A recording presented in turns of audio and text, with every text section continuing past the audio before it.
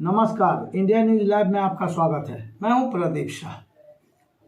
Super Sunday के हमारे नियमित एपिसोड सबूत के साथ संपादक के तीसरे एपिसोड में आज हम आपको दिखाने जा रहे हैं एक ऐसी गाथा जिसका संबंध एक नहीं, दो नहीं, बल्कि तीन देशों की ओर होने की बातें सामने आ रही हैं। ग्रामीणों की माने तो इस ओर इंगित कर रही हैं।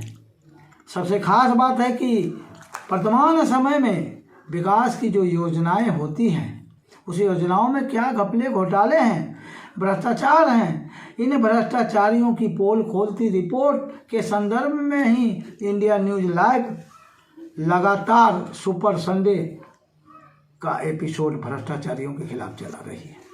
खैर, बात हो रही है आज सबसे खास बात कि भारत नेपाल को जोड़ने वाली ऐसी पुल जो पिछले 7 दशकों से खड़ी है और 100 टन वजन ढोने वाली वाहन क्षमता वाली इस पुल से गुजरने वाली वाहनों, ऐसी क्या बात हो गई कि पिछले 8 से 10 वर्षों में न जाने भारत नेपाल सीमा को जोड़ने वाली इस सबसे महत्वपूर्ण मीरगंज पुल पर न जाने किसकी वक्र दृष्टि लग गई कि यह बार बार क्षतिग्रस्त होता जा रहा है। ये तीसरी बार क्षतिग्रस्त हुआ। 2017 में जब बाढ़ आई थी, उसके बाद अब 6 माह पूर्व और फिर अब ये तीसरी बार। बिहार राज्य पुल निर्माण विभाग, national authority of India, civil और पुलिस प्रशासन परेशान हो जाती है। सीमा पर दोनों के ओर के लोग, व्यवसायी परेशान हो जाते हैं। आखिर क्या खास बात है? खास बात यह है कि गुरुवार को इस पुल का एक पाया धस गया। इसकी सूचना तुरंत प्रशासन को हुई। सिविल प्रशासन की ओर से फार्मेसेंट के एसडीओ सुरेंद्र कुमार अलवेला और एसडीओ राम पुकार सिंह, NHAI के कर्मी और पथ निर्माण विभाग के भी अधिकारी पहुंचते हैं। अधिकारी आकलन करते हैं। आकलन के बाद रिपोर्ट जाती है। इस संदर्भ में इंडिया न्यूज लाइव ने जमकर विस्तृत रिपोर्ट दिखाई।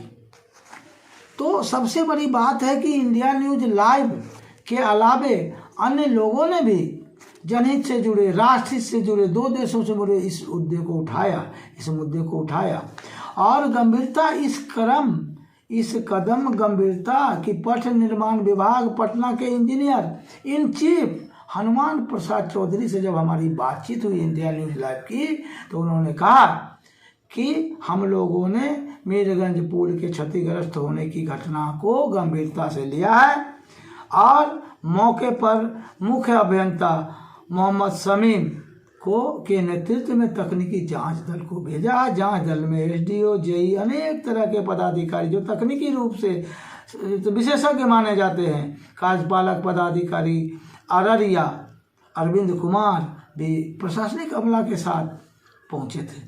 एसडीओ फारबिसगंज, चूँकि जिला पदाधिकारी अररिया प्रशांत कुमार CH इस वर्तमान समय में पॉजिटिव हो गए, कोरोना काल चल रहा है। ऐसे में प्रतिनिधि के रूप में एसडीओ फारबिसगंज, उसके पुलिस प्रशासन की ओर से डीएसपी फारबिसगंज राम पुकार Singh, NHAI national highway authority of India के अधिकारीगण और दोनों देशों की ओर के व्यवसायी, नेपाल की ओर से भी व्यवसायीगण की टीम यहाँ पहुँचा और इन लोगों ने जो स्थलीय निरीक्षण किया अपने अपने तरीके से। हालांकि ये बिहार राज्य पुल निर्माण विभाग और नेशनल हाईवे अथॉरिटी और सिविल पुलिस प्रशासन की औपचारिक मीटिंग थी। इस मीटिंग में सबसे पहले अधिकारियों ने मीरगंज पुल, क्षतिग्रस्त पुल का दौरा किया, वहाँ निरीक्षण किया। उसके बाद सभी अधिकारी साथ में पहुँचे। वो दूसरे वाले जो 100 मीटर की दूरी पर NH 57 पर बन रहा है पुल, वैकल्पिक पुल, उस पर भी कुछ अधिकारी गए। इस क्रम में रास्ते में पड़ने वाले हरे वृक्ष भी काटे गए। खैर, जब विकास की बात होती है तो इस तरह की छोटी छोटी बातों पर ध्यान नहीं देते। बात तो हो रही है दोनों सीमा के दोनों ओर की भारत नेपाल की ओर जाने वाली पारगमन संधि 1950 के अंतर्गत, जो हमारी सड़कों से तीसरे आयातित देशों के माल जाते हैं। थर्ड कंट्री का माल जोगबनी सीमा होकर के नेपाल में प्रवेश करता है। प्रतिदिन सैकड़ों गाड़ियां चलती है, दोनों ओर आवाजाही होती है। उस मीरगंज पुल के धंसने से, इस महत्वपूर्ण पुल के बाधित होने से व्यवसाय पर प्रतिकूल असर पड़ रहा है। लेकिन इस संबंध में जब अधिकारियों से पूछा गया, खासकर अधिकारी तो कुछ बताने के लिए तैयार ही नहीं थे, लेकिन जब बात हमारी हुई पथ निर्माण विभाग पटना के engineer in chief अनुपमान Prasad Chaudhary से, तो उन्होंने कहा कि मैंने कह दिया मुख्य अभियंता मोहम्मद शमीम के जो नेतृत्व में जो दल गया है उनसे आप बात कर लें। जब उनसे संपर्क साधा गया तो मुख्य अभियंता मोहम्मद शमीम और कार्यपालक पदाधिकारी बिहार राज्य पुल निर्माण विभाग अररिया अरविंद कुमार से लगातार कोशिशों के बाद जब बातचीत हुई तो वो भी गोल मटोल जवाब देते नजर आए। हालांकि उन्होंने कुछ बातें कही हैं जो ये इंडिया न्यूज लाइव आम जनता के हित में, सरकारों के हित में और भारत नेपाल दोनों के हित में ये बात बताना चाहती है कि भ्रष्टाचार की पड़ताल करते करते जब पहुंची, आज सुपर संडे का हमारा एपिसोड चल रहा है। पहले एपिसोड में हमने आपको दिखाया कि DPM रेहान अररिया में कैसे एक स्वास्थ्य कांटेक्ट पर आए हुए कर्मी और वो रौब गांठते हैं किस पर, तो नियमित कर्मचारियों पर। स्वास्थ्य विभाग का पूरे जिले में कुंडली मार कर बैठे हुए, जब से पदस्थापना हुआ है तब से वो बैठे हुए हैं। और इन पर स्थानीय विधायक कांग्रेस विधायक ने करोड़ों अरबों की संपत्ति अवैध ढंग से अर्जित करने का आरोप लिखित रूप से मुख्यमंत्री को दिया है। कार्रवाई क्या होती है, बात की बात है। इंडिया न्यूज लाइव ने भी लगातार DPM रेहान के काले कारनामों का खुलासा किया है। हमने सुपर संडे संपादक, हमारा जो एपिसोड चल रहा है सुपर संडे संपादक सबूत के साथ संपादक, उसके दूसरे क्रम में हमने आपको दिखाया था साल के अंतिम दिन 31 दिसंबर को वो उस रेलवे में भी घुसखोरी जो नीचे स्तर तक आ गई है। हालांकि घुसखोरी चरम पर है, लेकिन आज भी लोग रेलवे को राष्ट्रीय संपत्ति मानती है।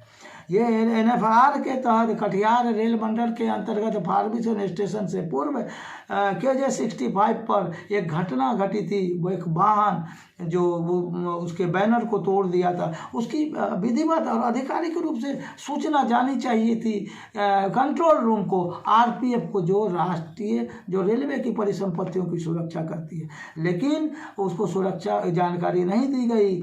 सिग्नल विभाग को जानकारी देकर गुपचुप तरीके से ठीक कराकर और उस वाहन और ट्रांसपोर्टर से पैसा वसूलने की नियत से जब इस बात का खुलासा इंडिया न्यूज लाइव की स्टिंग ऑपरेशन में हुआ, जब इंडिया न्यूज लाइव की स्टिंग टीम वहां जब पहुंचती है तो विधिवत इसकी वीडियो बनाकर उन्होंने DRM कटिहार और RPF के स्थानीय प्रभारी उमेश प्रसाद सिंह को दिया।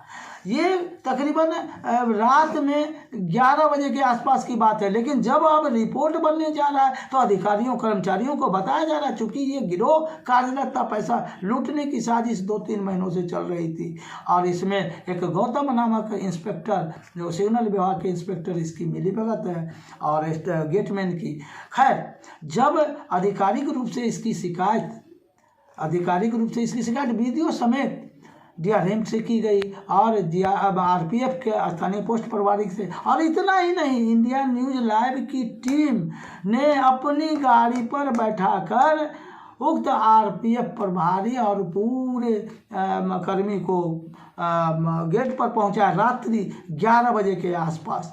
और उसकी पूरी फुटेज इंडिया न्यूज के पास मौजूद है। ऐसे में अब जब रिपोर्ट जा रहे हैं, जो ट्रक पकड़े गए, वो ट्रक ट्रांसपोर्टर का पकड़ा गया, सूरत से आ रहा था, और वो ड्राइवर पकड़े गए, जेल चले गए जेल। हालांकि ड्राइवर का जमानत हो चुका, लेकिन जो ये केस नंबर 1 दर्ज हुआ है कटिहार पूर्णिया में, आरपीएफ ने दर्ज कराया है, इसमें जब वो जांच रिपोर्ट जा रही है, तो जो इंडिया न्यूज लाइव के पास सबूत है, एक्सट्रीम सबूत हैं, मैं खुल के कहना चाहता हूं, इंडिया न्यूज लाइव के पास इस बात के पक्के प्रमाण हैं कि गेटमैन और सिग्नलमैन और आरपीएफ के पदाधिकारी ने जो संयुक्त रिपोर्ट बनाया, झूठा रिपोर्ट बनाया है।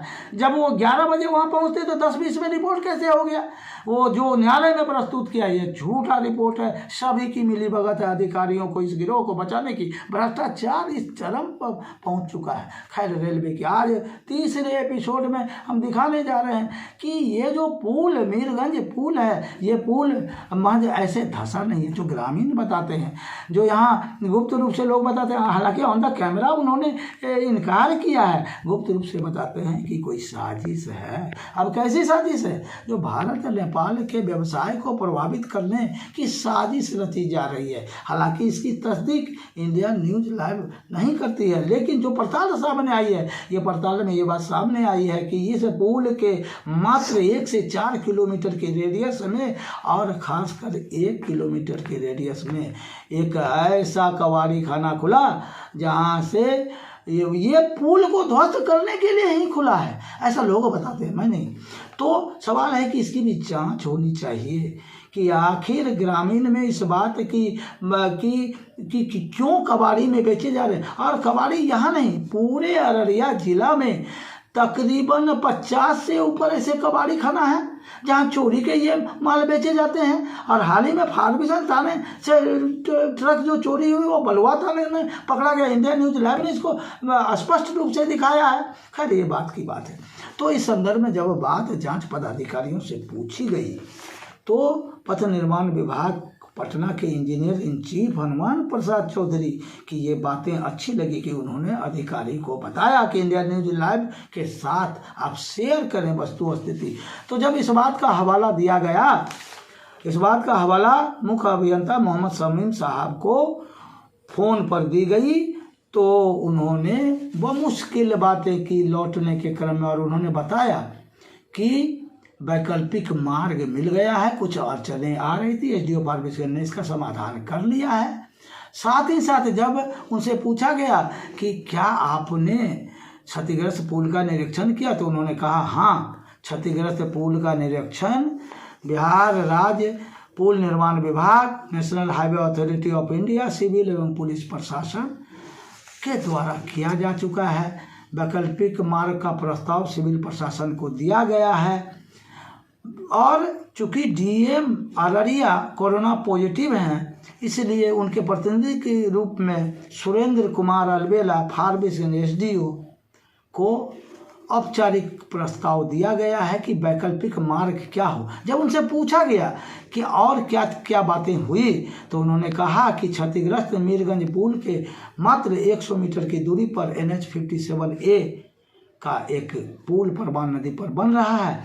NHI वालों ने ये कहा है सामूहिक रूप से कि हम 1 माह के अंदर जो है इस पुल को बड़े वाहनों को चलने लायक बना देंगे, आश्वासन दिया है। हालांकि उन्होंने ये भी कहा, जब उनसे कहा गया कि 1 माह में कैसे बनेगा, तो उन्होंने कहा कि 95% कार्य पूरा हो चुका है, केवल एक अप्रोच पथ बनाना है, रेनिंग कोर्ट बनाना है और एक्सपेंशन ज्वाइंट लगाना है। खैर, ये आश्वासन और समय निर्धारण का कार्य चलता रहता है।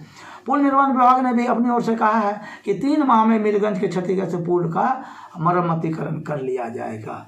तो सबसे बड़ी बात कि क्या यह पुल बार बार जो क्षतिग्रस्त किया जा रहा है, क्या इसके पीछे कोई साजिश है, अंतर्राष्ट्रीय साजिश है?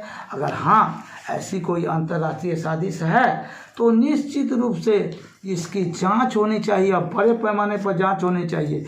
चूँकि ये बात तो तय है कि सीमा पार नेपाल में भारत विरोधी गतिविधियां काफ़ी दिनों से चल रही है। इसी के तहत जब जॉर्ज फर्नांडिस भारत के रक्षा मंत्री थे तो उन्होंने इस क्षेत्र में, सीमावर्ती क्षेत्रों में एसएसबी की तैनाती की थी। हालांकि भारत नेपाल संधि के तहत सीमावर्ती क्षेत्रों में सैनिक बल को नहीं रखा जा सकता है, लेकिन पैरामिलिट्री फोर्स, ये तो विदेश की बातें हैं, विदेश नीति की बातें हैं, लेकिन बातें तो होती रहेंगी। विदेश नीति, यह पूल भी विदेश नीति से जुड़ा हुआ है। ये सीमावर्ती क्षेत्र आज भारत विरोधी शक्तियों की हलचल वाला क्षेत्र है। इस क्षेत्र में नशे के कारोबारी, प्रतिबंधित लॉटरी धंधे के कारोबारी, नशे के काले व्यापार, ऑनलाइन सट्टा, इस कदर अधिकारियों की मिलीभगत से चल रहा है कि यहाँ का युवा वर्ग, यहाँ के लोग दिग्भ्रमित हो रहे हैं। नशे के कारोबार और प्रतिबंधित लॉटरी के धंधे तो शासन प्रशासन की सह पर चल रहे हैं और खुलेआम इंडिया न्यूज लाइव ने इसको लगातार दिखाया है। अब तो सरकार जाने कि देश का भविष्य, जो भारत सिरमौर बनने की ओर अग्रसर है, आखिर किसके बल पे बनेगा सिरमौर? इन युवाओं को नशे के जाल में फंसाया जा रहा है, जो एक सेंटर बन रहा है। और खासकर अररिया जिला में नशे प्रतिबंधित काले धंधे फल फूल रहे हैं, जम के फल फूल रहे हैं और अधिकारियों की मिलीभगत से फल फूल रहे हैं। इंडिया न्यूज लाइव ने लगातार इसको दिखाया है। प्रतिबंधित लॉटरी, ऑनलाइन सट्टे, नशे के कालो कारोबार, स्मैक तक बिकता है। यहाँ जो पकड़ाया है, जो पुलिस ने, अभी वर्तमान समय में शासन ने शराब पे शक्ति दी है नीतीश सरकार ने, तो शराब पकड़ाया जा रहा है। लेकिन खुलेआम जो हमने स्ट्रिंग ऑपरेशंस दिखाए हैं, उन स्ट्रिंग्स ऑपरेशन में प्रतिबंधित लॉटरी के धंधे खुलेआम चल रहे हैं, जबकि तत्कालीन एसपी अररिया ने इससे इनकार किया था। हालांकि विभिन्न प्रिंट मीडिया, मैं नहीं कहता, केवल इंडिया न्यूज लाइव नहीं कहती है, तो सभी लोग कहते हैं। बात आ रही है पुल की। इस पुल के संदर्भ में एक बात यह कहना जरूरी है कि वर्तमान समय में भारत नेपाल सीमा से एक दूसरे देश में प्रवेश करने के लिए सैकड़ों गाड़ी सड़कों किनारे लगी हुई है और उसके ड्राइवर और खलासी और सभी परेशान हैं, भूखे हैं, देश के विभिन्न भागों से आ रहे हैं। अब आइए चलिए आपको दिखाते हैं कि अधिकारीगण ने जो दौरा किया मीरगंज पुल का, क्षतिग्रस्त पुल का, वो दौरा आप देखिए, खुद देखिए। सुनिए फारबिसगंज अनुमंडल पदाधिकारी सुरेंद्र कुमार अलवेला को। इस बारे में क्या कर सकते हैं?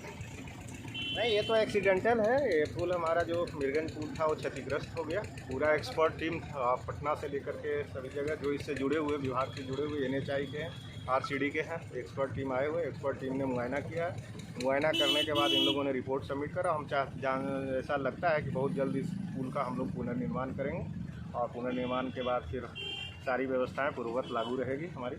अभी फ़िलहाल जो पुल को देखते हुए, क्षतिग्रस्त पुल को देखते हुए छोटे वाहन का प्रवेश का इजाज़त दी गई है। बड़े वाहन यदि प्रवेश करते हैं तो पुल पूर्णतः क्षतिग्रस्त हो जाएगा और आम लोगों का आवागमन भी बाधित हो जाएगा। इस दृष्टिकोण से पुल को और दुर्घटना भी घट सकती है, इस दृष्टिकोण से इस पुल को रोका गया है। बाकी अल्टरनेटिव रूट के लिए हम लोग बैठक कर रहे हैं। जैसे ही अल्टरनेटिव रूट कुछ समाधान निकल जाता है आपको अवगत कराते हैं। मीरगंज पुल विगत 15 वर्षों में इस पुल की स्थिति काफी दयनीय हुई है।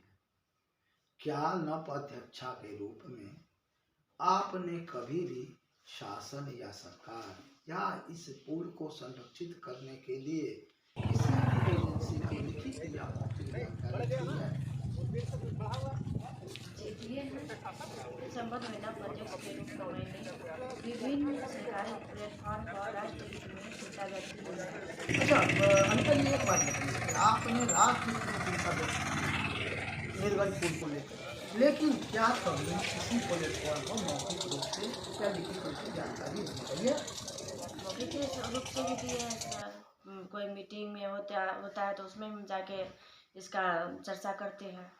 आधिकारिक स्तर पर आपको इस संबंध में कोई जानकारी है कि इस पुल के, अभी वर्तमान में ये पुल बंद हो चुका है 3 रोज से। आज चीफ इंजीनियर आए हुए थे कंस्ट्रक्शन के, तो चीफ इंजीनियर आए थे, NHAI के अधिकारी आए थे, अनुमंडल प्रशासन की ओर से तमाम लोग आए थे, SDO आए थे, DSP आए थे, विभिन्न तकनीकी प्रकोष्ठों के लोग आए थे। स्थलीय निरीक्षण हुआ, दोनों देश के अधिकारी आए थे, भारत और नेपाल के। चूँकि इस पुल का महत्व बहुत ज़्यादा है और आप इस क्षेत्र में सक्रिय रूप से भागीदारी करते हैं। आपके कार्यकाल में इस पुल को लेकर चिंताएं व्यक्त आपने की, तो क्या फलाफल निकला? नहीं निकला सर, निकलता तो आज ही नौबत है। आप क्या कहते हैं? हम तो ये चाहते हैं महत्वपूर्ण पुल दिवस 15 वर्षों में आश्चर्यजनक रूप से कम 3 बार यातायात ठप होने की स्थिति को प्राप्त की। वो तो ये 3 बार जो हुआ है तो कभी रिपेयरिंग नहीं हुआ क्या? पहली बार 2017 में भूकंप बाद और फिर करीब 4-5 माह पूर्व 40 टन से ऊपर के वाहनों का परिवहन जिला प्रशासन। ओह अच्छा, मतलब DM साहब ने जिस पथ के जर्जर अवस्था को देखते हुए इनके क्षमता को संरक्षित किया जी, तो उस पर रोक लगाई गई कि 40 टन से ज़्यादा नहीं चलेगा। नहीं चलेगा। लेकिन भारत नेपाल सीमा में जब से ड्राईपोर्ट बना है तो नव अध्यक्षा के रूप में आप भी बेहतर जानती है कि हाथी के 2 दांत होते हैं, खाने के कुछ और, दिखाने के कुछ और। ऑर्डर 40 टन से अधिक का नहीं, लेकिन जो गाड़ियां RT स्टील और ये बड़ी बड़ी कंपनियों की जाती है, इसका वजन 80 से तो ज़्यादा रहता है, 80 टन से तो ज़्यादा रहता। मैडम हम लोग तो लिख करके हर एक मीटिंग में दिए थे, चर्चा भी की है इसमें। तो उसके बाद आपको पुल का मरम्मत भी किया गया। मरम्मत करने के बावजूद भी पुल का यही स्थिति रहा। स्थिति क्या है इसमें? हम तो लगता है कोई राजनीति चल रहा है कि इस मतलब ये पुल ठीक होता है फिर खराब हो जाता है। ओह, तो आप साजिश की बू बता रहे हैं। जी, मतलब आपको लगता है कि भारत नेपाल संबंधों को प्रभावित करने के लिए अंतर्राष्ट्रीय स्तर पर कोई साजिश भी रची जा सकती है? हो सकता है, हमको तो पता नहीं लेकिन हो सकता है। क्या काहे कभी? कि- हाँ, क्योंकि इधर गुरुवार की दोपहर करीब 1 बजे मिरगंज पुल का 2 पाया धंस गया। क्षमता से अधिक भार वाले वाहनों की आवाजाही से ही पुल या कहूँ कि भारत नेपाल जोगनी सीमा होकर दोनों देशों की व्यावसायिक लाइफलाइन अस्त व्यस्त हो गई है। इससे व्यावसायिक संबंधों पर प्रतिकूल असर पड़ता है। तो आप क्या चाहते हैं कि भारत नेपाल के बीच प्रतिबंध जो संबंध है वो और प्रगाढ़ हो कि टूटे? टूटने के लिए इतना जो हम लोग मेहनत कर रहे हैं, टूटने के लिए तो नहीं कर रहे हैं। तो भारत बड़े भाई की भूमिका में, नेपाल छोटे भाई की भूमिका में, तो ऐसा कोई तीसरी शक्ति जो ये संबंध बिगाड़ना चाहता हो, तो क्या आप जनता को कोई संदेश देना चाहेंगे या सरकार से कुछ करना चाहेंगे? हम तो यही चाहेंगे कि हम अपना तरफ से पूरा कोशिश कर रहे हैं। काहे कि हर जगह हम जाते हैं, कोई मीटिंग में जाते हैं तो हर जगह का ये जो पुल जो है इसके बारे में चर्चा करते हैं। और जो ऐसा परिस्थिति है, हर एक जो हमको जानकारी है, हम हर एक मीटिंग में इस बात का चर्चा करते हैं। इंडियन न्यूज़ लैब से बात करने के लिए मैडम